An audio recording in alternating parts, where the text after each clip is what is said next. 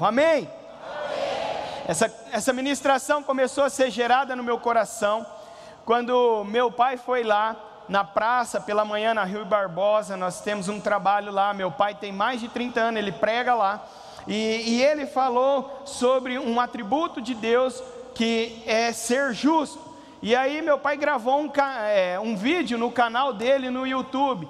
Então veja, eu não sei subir nada lá no YouTube, né, Joãozinho? Seu irmão que sobe para mim, minhas pregação, tudo, e meu pai já faz o vídeo, mais de 70 anos, e posta lá e prega, tudo com o celularzinho dele. Então, glória a Deus, você também pode pregar o evangelho a toda criatura, amém? Amém? Amém. Isso, eu vou fazer vocês ficar comigo hoje. O canal dele é João Batista G. Qualquer coisa vocês vão lá e conferem. E ele falou neste vídeo sobre um atributo de Deus, que ele trouxe um alerta sobre Deus ser justo, e que por um tempo as igrejas têm pregado muito sobre esse lado do amor de Deus, sobre os benefícios que Ele pode nos trazer em vida e também na eternidade, mas muitas vezes deixamos de pregar que se podemos pregar um lado de Deus das rosas, podemos pregar aí só sabe quem é antigo e ouvir aquela música, pregadores de rosa, pregue os espinhos também, pregue que Deus é amor. Quem deu risada é porque já passou da minha idade, glória a Deus por isso. Deus é amor, mas é justiça também. Eu quero que você que está em casa preste atenção nessa ministração, que você fique conosco aqui. Nós estamos muito alegres por estar com você também online. A chuva não deixou que muitos estivessem aqui, mas você vai partilhar da mesma bênção do Senhor aí na sua casa, amém? Ou no seu celular, no seu trabalho. Então, lembrando que Deus é amor, mas é justiça também. Abra a tua Bíblia em Salmos 7:11. Nós vamos falar como tema dessa mensagem, o justo juiz. Salmos 7:11. A palavra de Deus diz assim: Deus é justo juiz, Deus que sente indignação todos os dias. Deus é um justo juiz e Ele sente indignação. Eu lembro que a Larissa pregou aqui na juventude há 2 semanas, e ela falou que para a gente ter mais intimidade, se aproximar de Deus, nós podemos perguntar: Deus, Espírito Santo, o que você está sentindo? Porque se Ele é uma pessoa, Ele tem sentimentos, e se Ele tem sentimentos, Ele tem indignação. Então Deus é alguém que é justo, que tem este atributo, e é alguém que tem sentimentos, e você pode aumentar a sua intimidade com Ele quando você entende que Deus está sentindo algo. Quando você está sofrendo, Deus sente algo. Quando você está feliz, Deus sente algo, porque Ele nos ama, e Ele se entregou por cada um de nós. Então Ele quer aumentar este relacionamento.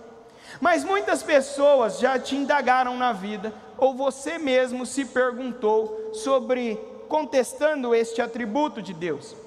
As pessoas já me perguntaram: se Deus é bom, por que Ele criou o inferno? Alguém aqui já fez essa pergunta ou já ouviu ela? Ergue a mão, quero que você participe comigo essa noite. Outra pergunta: se Deus é amor, por que existe tanta maldade no mundo? Alguém já ouviu essa pergunta? Se você conseguir ter convicção das suas respostas nessa pergunta, você vai evangelizar e vai defender a sua fé mediante aos homens. Porque essa é uma pergunta coerente, mas ela tem uma resposta clara. Porque nós precisamos dessa convicção para entender que o evangelho, ele é pautado no amor e vem junto com a justiça também. O primeiro ensinamento da noite que nós podemos tirar desses salmos é que Deus é justo. E falando sobre ser justo, nós vamos definir com os olhos humanos. Como que nós definimos justiça? Através do nosso crivo, daquilo que nós achamos ser o correto. Então, quando eu falo que uma pessoa é justa, provavelmente você vai pensar numa pessoa honesta, numa pessoa íntegra, em uma pessoa que faz o que é certo, uma pessoa que ela tem equilíbrio em suas decisões. Nós achamos uma pessoa justa. Uma pessoa que não pensa só nela, mas ela pensa também no próximo, nós entendemos como uma pessoa justa. E a definição melhor que nós temos, ou que o dicionário nos traz, é que uma pessoa justa é aquela que pratica a justiça. E esses são os atributos que nós, como pessoas comuns, identificamos dentro de uma pessoa justa. Então nós medimos alguém ser justo por esses atributos que a pessoa tem, de ser honesta, íntegra, equilibrada. Nós analisamos que se uma pessoa compra e ela paga dentro do prazo que lhe foi estipulado, ela é uma pessoa justa. Essa é a nossa definição de ser uma pessoa justa. Eu quero melhorar o exemplo com você. O brasileiro ama trocar de carro.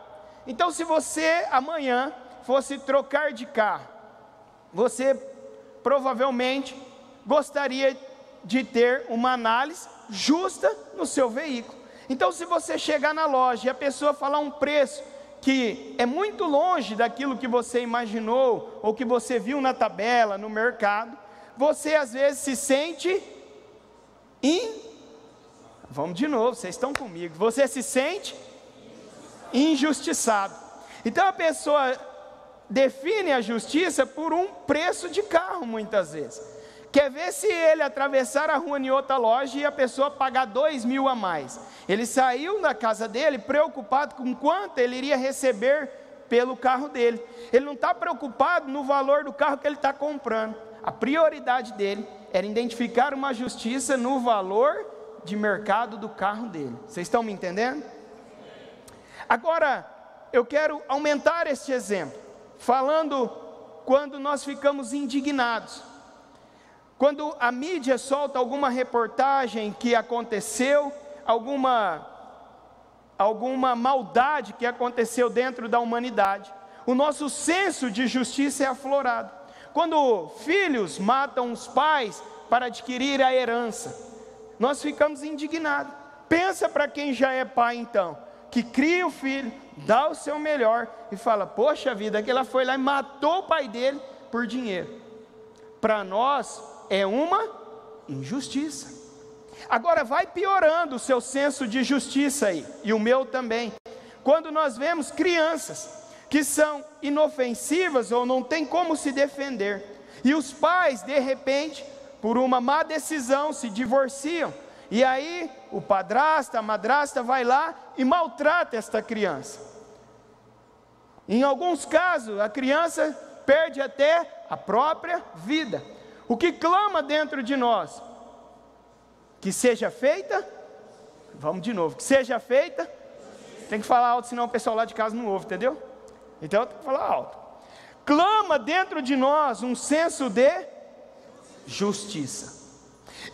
E praticar a justiça, muitas vezes, na teoria humana, não vai ser o resultado que nós esperamos. Então entenda isso, praticar a justiça é o ato desse caso ser explorado e julgado num tribunal. Só que, às vezes, no seu crivo, ele deveria receber uma pena de morte, ou essa pessoa deveria ficar 50 anos preso, ou 20 anos preso. Mas aí a justiça vai lá e dá 3 anos porque é um réu primário. Você concorda? Sim ou não? Mas o seu senso de justiça é aflorado. E presta atenção nisso. O senso de justiça, ele não está ligado 100% à pessoa ser justa, dentro da nossa análise. Porque um juiz, ele pode deferir a sentença que lhe agrada ou não. Então nós podemos entender que essa pessoa que deu a sentença, ela pode ser justa ou não. Mas a palavra de Deus, ela vai dizer que Deus é justo. O resultado da justiça de Deus, ele não é invariável, você pode gostar ou não, porque Deus é justo. E eu queria que você entendesse isso. Deus é justo porque todos esses atributos humanos que nós buscamos de honestidade, integridade, preocupação com o próximo, praticar a justiça, todos eles nós encontramos na pessoa do nosso Deus. E se um caso não é julgado, o que acontece? Nós declaramos que não houve justiça. Se o caso foi arquivado, nós entendemos que não foi feito a justiça, que não foi feito o que se deveria ser feito diante do nosso entendimento como sociedade. E a palavra de Deus vai dizer em Lucas 18, sobre a parábola de um juiz iníquo. O que é isso? Um juiz que ele não fazia o que era correto. A palavra de Deus vai descrever em Lucas 18, do 1 ao 8, a parábola desse juiz. E nessa parábola vai dizer que havia uma viúva, e ela tinha uma causa para ser julgada na justiça. Só que esse juiz não dava atenção para ela. Então ela foi e ficou incomodando ele, ela ficou importunando ele, ela ficou ali, molestando. Algumas versões vai dizer ele, no sentido mesmo de incomodar, de querer que ele olhasse para ela e julgasse a causa dela, porque ela tinha necessidade desta causa. Mas Jesus, ele disse assim, que o juiz da terra, ele pode ser bom ou mal, mas que Deus, ele é sempre bom. A partir do versículo 7, a palavra de Deus vai dizer assim, de Lucas 18, versículo 7. Está dando um eco aí ou é eu? 7, estão comigo? Será que Deus não fará justiça aos seus escolhidos, que a Ele clamam dia e noite, embora pareça demorado em defendê-los? Digo a vocês que depressa lhes fará justiça. Contudo, quando o Filho do Homem vier, será que encontrará fé sobre a terra? O que Jesus está ensinando aqui para nós? Ele está afirmando que o Pai é justo e fará justiça aos seus escolhidos, irá defendê-los. Então, se você tem uma causa que você acha que ela deve ser julgada dentro do seu tempo, escute, Deus não erra no tempo. Deus conhece o que você precisa, você apresenta a Deus, mas você não pode perder a fé, que no momento certo, Ele vai atender a sua causa, que Ele vai julgar, porque o homem fez por uma obrigação, mas Deus faz pela sua essência, porque Ele é um justo juiz. Deus é o justo juiz e Ele não se esqueceu de cada um de nós. Se você tem uma causa, Deus está falando ao nosso coração hoje, Ele está trabalhando a nosso favor, Ele está trabalhando na minha e na sua causa, amém? Então, o primeiro ensinamento, Deus é justo. E o segundo ensinamento, Deus é juiz. Porque a parábola está falando entre um justo e um juiz. Esta parábola está nos ensinando que existia um juiz mau e do outro lado existia um juiz bom, um juiz que faz o bem, um juiz que é prestativo, que está pronto a julgar cada causa. Eu quero melhorar esse caso de um bom juiz, para que você entenda quem Deus é na sua essência. Quem aqui já foi roubado? Nossa, poucas pessoas à noite, hein? De manhã, nós tivemos que fazer uma intercessão maior. Quem já foi roubado? Agora sim, se você já foi roubado, sabe o que eu estou falando, mas quantos acham que o ladrão deveria ser julgado e preso? A pastora hoje de manhã, ela estava meio espinho, sabe? Pregador de rosa, prega os espinhos também. Ela falou, tinha que ter um AVC. Agora ela falou infarto, né? Não sei se está melhorando ou... Essa pastora aí, gente, cuidado com ela, amanhã tem oração, hein? Aí... Mas o que você acha? Você acha que ele deveria ser preso? A minha esposa falou, olha, ele deveria ser preso, nunca mais sair da cadeia. Tem que passar o resto da vida lá. Correto, mulher? Amor. Então, cada pessoa tem uma análise, tem um crivo do que acha certo. Agora aqui em Araçatuba, vamos usar o exemplo da nossa cidade, tem um juiz muito bom, um juiz bonzinho. E aí a pessoa que roubou hoje, ele chega perante o juiz, e esse juiz vai aplicar a sentença a ele e fala, olha, você roubou, vou usar o seu exemplo de novo, mas depois, tá, pastor? Né? Não vou falar para roubar eu, né? Que roube outro, né? Você roubou o pastor William, mas o pessoal gosta. Você roubou o pastor William, mas o pastor William tem um monte de membro lá na igreja, vai ajudar ele, ó.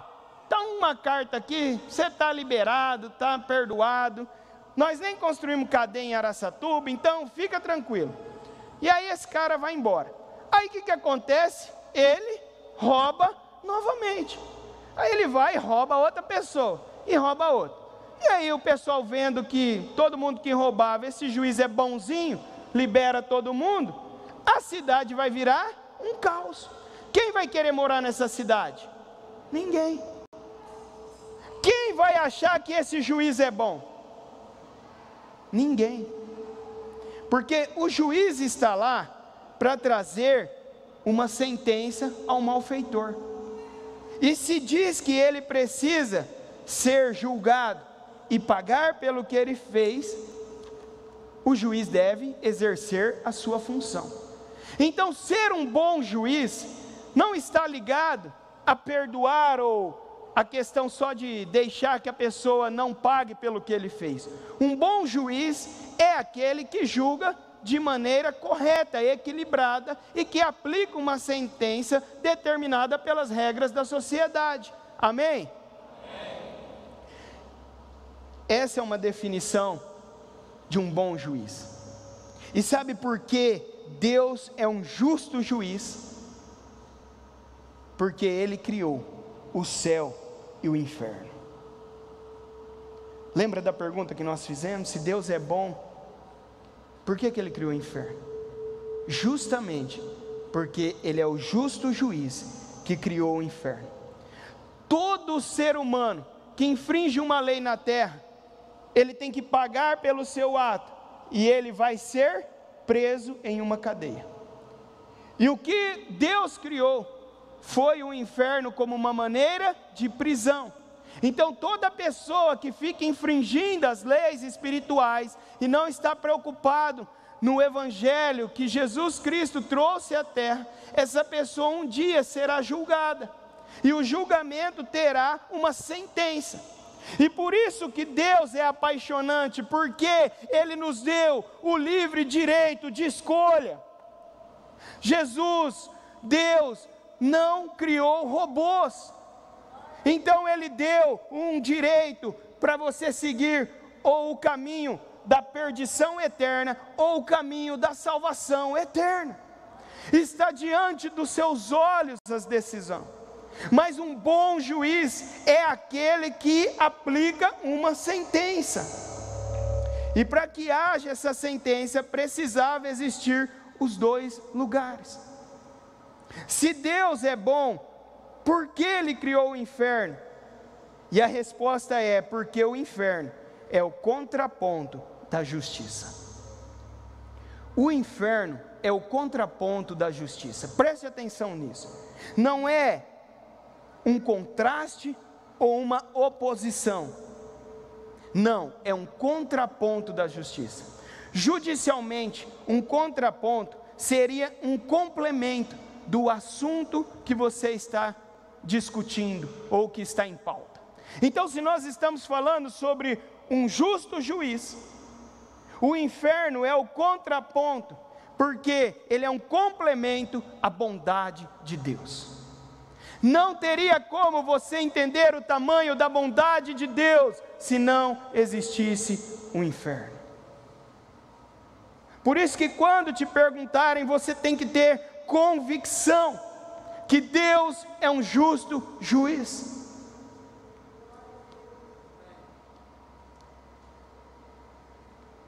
Em Gênesis 6:9, a Bíblia vai falar sobre Noé.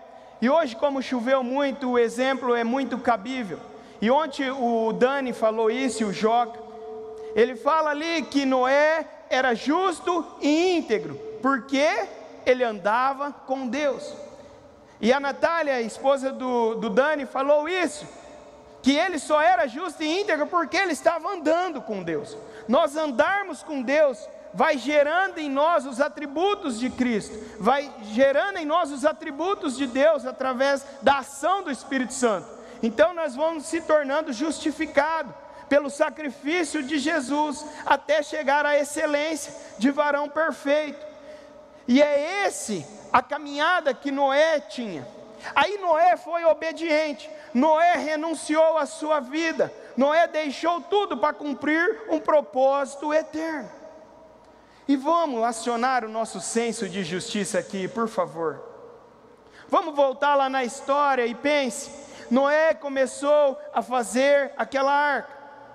E sabe, enquanto ele estava fazendo a arca, ele estava pregando, ele estava dizendo: olha, vai haver uma grande chuva, e quem não entrar na arca não vai se salvar. Através da vida de Noé, anos e anos, Deus foi falando que haveria uma justiça, e Ele estava dando duas direções: ou você entra na arca, ou você vai ficar no seu caminho da condenação. E Deus foi dando essa opção ao povo, e Deus foi dando, até que chegou o grande dia. Chegado esse dia, conforme havia sido pregado, tudo aconteceu. Agora, acione o seu senso de justiça, por favor. A pessoa nem um dia ajudou a carregar uma madeira, não deu crédito, zombou de Noé, não fez nada. E você acha que ela merecia o mesmo julgamento que Noé e sua família? Você e eu, no nosso trabalho, nós já falamos que a pessoa é folgada e não merece ganhar o mesmo tanto, porque nós varremos a calçada a mais. Imagine que Noé trabalhou 1, 2, 3 anos e por aí afora. Talvez você olhe para trás e seu senso de justiça fique: é verdade. Agora eu quero dizer para você, nós só falamos que é e não é, porque não é conosco.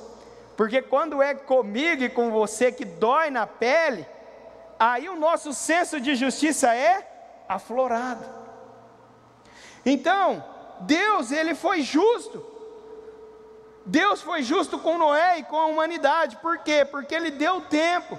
Ele falou qual era a sentença, Ele mostrou como se deveria fazer tudo, e esperou 1 ano, 2 anos, e foi esperando tudo. Deus foi justo, e Deus continua sendo justo comigo e com você. Deus continua sendo um justo juiz hoje, porque Ele já mostrou a sentença, Ele mostra o caminho, e Ele nos dá o livre direito de escolha. Esse é o ponto que um bom juiz está sempre a trabalho. O bom juiz não é aquele que se omite, mas é aquele que julga as causas. Quando arquiva um processo, nós já falamos aqui, o que aconteceu? Uma injustiça. Mas Deus, como foi falado em Lucas, não, Ele julga todos os casos. Ele julga todos, alguns em vida e outros já serão julgados na eternidade. Então Deus é um justo juiz. Deus é justo, Deus é juiz. Sendo um Deus que julga e não se omite, Ele exerce a justiça. E se a justiça de Deus está sobre nós, nós temos um terceiro ensinamento: que todos seremos julgados. 2 Coríntios 5:10, abra sua Bíblia.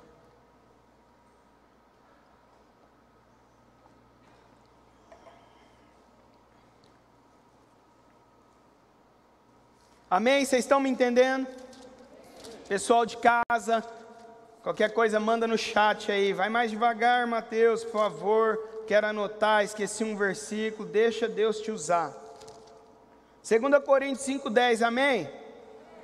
Porque é necessário que todos nós compareçamos diante do tribunal de Cristo, para que cada um receba segundo o bem ou o mal que tiver feito por meio do corpo. Todos, exclusivamente todos, sem exceção, passarão um dia pelo tribunal de Cristo. Se um passasse e outro não, seria uma... Vocês estão quase lá. Seria uma... Mas Deus é justo. E Deus sendo justo, Ele diz que todos passarão pelo tribunal de Cristo. E o tribunal de Cristo, gente, eu falei isso de manhã, eu quero repetir aqui. O tribunal de Cristo não é para revelar o mal, mas sim para evidenciar o bem. Eu vou repetir para você gravar isso no seu coração. O tribunal de Cristo não é para mostrar o mal, mas para evidenciar o bem. Se não tivesse o contraponto, o inferno, o bem não gritaria. A benevolência do Senhor, a bondade do Senhor não gritaria em nossos corações.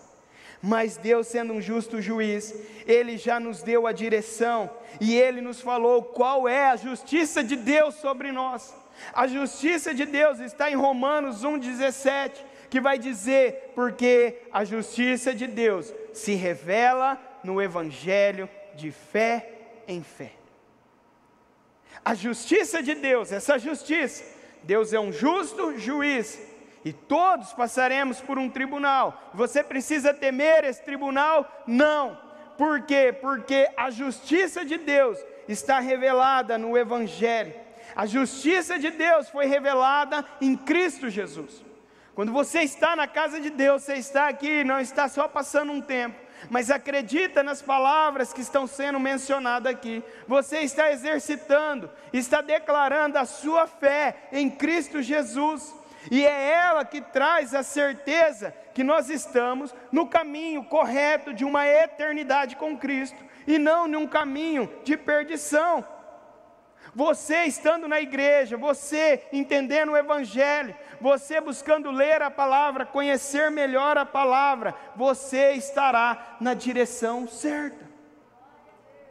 E sabe o que a palavra diz para nós? Ela diz que tudo do julgamento já está pronto, mas as pessoas continuam tendo medo. Eu quero dar outro exemplo aqui. Se você agora, ou algum dia, estivesse dentro de um supermercado, e de repente houvesse um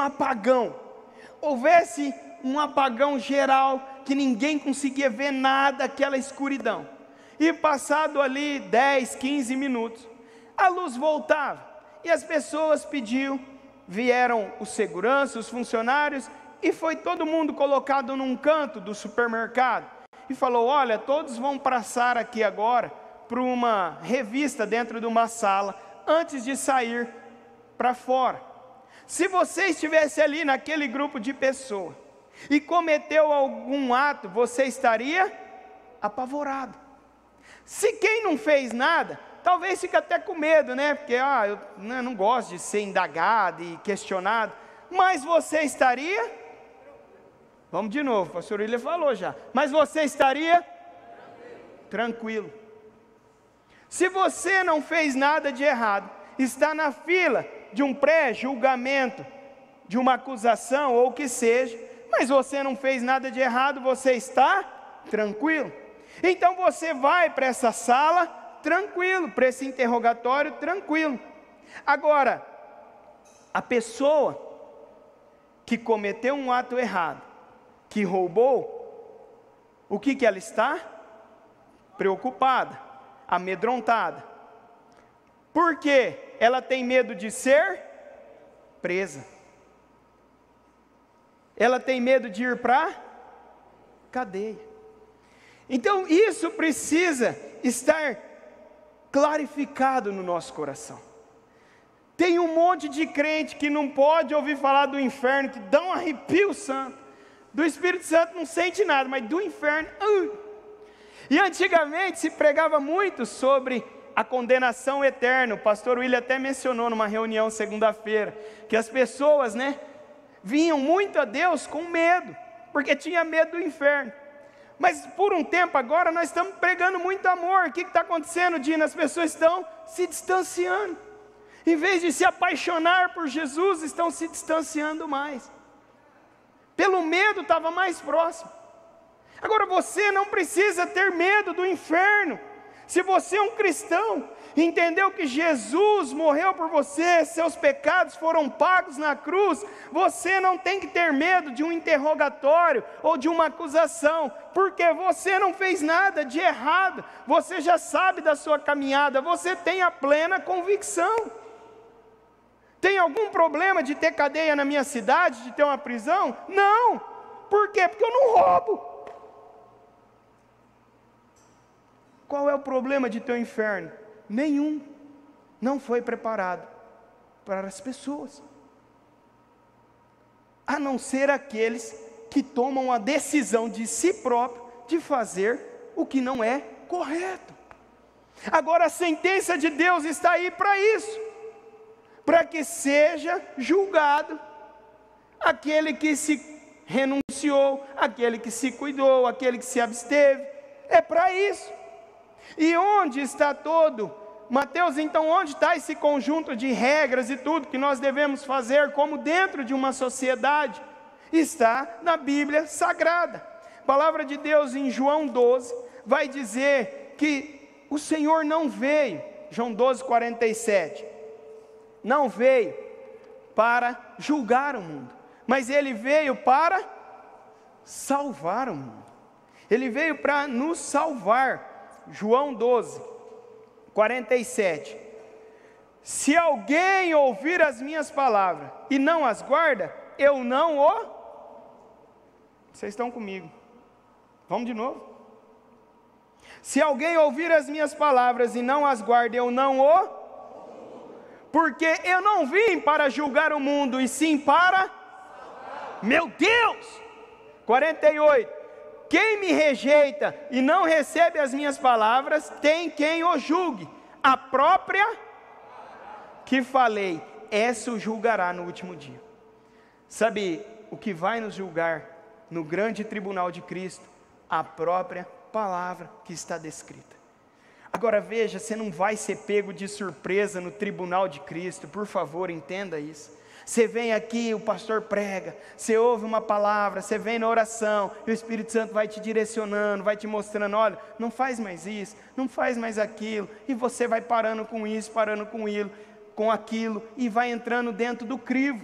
Assim como você tem um crivo de o que é ser justo, você entende o que é ser um cristão, e tão simples assim será o nosso julgamento com Cristo. Então Deus é um justo juiz, e todos nós um dia estaremos diante do tribunal de Cristo. Jesus disse que Ele não quer condenar, mas Ele quer salvar. Sabe o que é apaixonante em Jesus, no Evangelho? É que Ele é amor, Ele é justiça, e não há sombra de dúvidas e variações nele. Eu quero que você entenda. Eu quero contar uma parábola que o Rodrigo Silva contou, e talvez você vai entender melhor o julgamento de Cristo, porque você vai ter outra visão de como Deus age por nós, como Deus ama a cada um de nós. Preste atenção nesta parábola. Um homem, na época lá do faroeste, ele foi pego em um crime, e aí ele foi julgado, então ele foi levado para a prisão, e a condenação dele diz que ele morreria na forca. E aí a cidade clamou por uma justiça, e a cidade foi até o governador e pediu, intercedendo por aquele jovem, que ele tivesse o seu caso reavaliado, que ele fosse julgado novamente, que ele recebesse um perdão. E o governador, vendo a população ali insistindo, consentiu com a causa desse jovem. O governador disse: bom, irei perdoá-lo, mas antes eu quero ir conhecê-lo.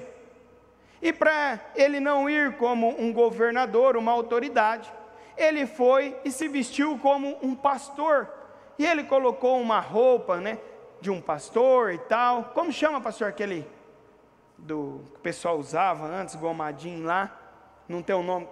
Oi? Do clero. Eu queria falar esse nome, mas estava com medo de errar, gente. Então ele colocou, Aí eu perguntei, pastor, vocês entenderam, né? E ele colocou aquela roupa do clero, o Rodrigo cita isso no vídeo. E ele colocou aquela roupa e foi visitar. Chegando lá na cadeia, ele chegou diante desse jovem. E aí ele falou, olha, com a Bíblia na mão e uma carta de perdão dentro da Bíblia. Ele disse, olha, eu tenho algo para te falar nesse dia. E o jovem, não, eu não quero ouvir nada, eu já estou julgado, eu já sei, eu estou condenado, eu não tenho nada para ouvir.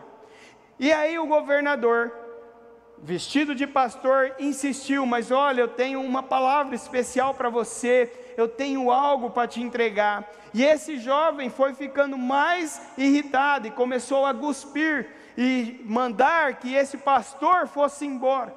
E até por segurança, o governador se retirou e não conseguiu entregar a Bíblia com a carta de perdão a ele.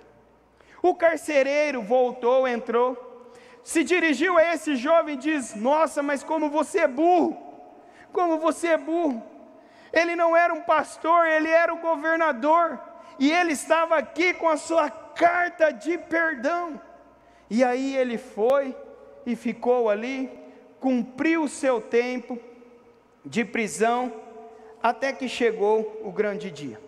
Passado o julgamento, ele foi condenado à forca, e chegando lá, ele, depois de ser julgado, ele pediu para que pudesse mencionar algumas palavras. Quando ele começou a dizer, ele falou assim, para que ele queria se dirigir principalmente aos jovens, e ele falou, daqui a alguns minutos, eu serei morto, mas eu não vou morrer, por causa do crime que eu cometi, eu irei morrer, pelo perdão que eu rejeitei. E isso faz todo sentido, no amor de Cristo, por cada um de nós. Preste atenção, ninguém vai para o inferno, pelos pecados que cometeram, mas sim pelo perdão que recusaram.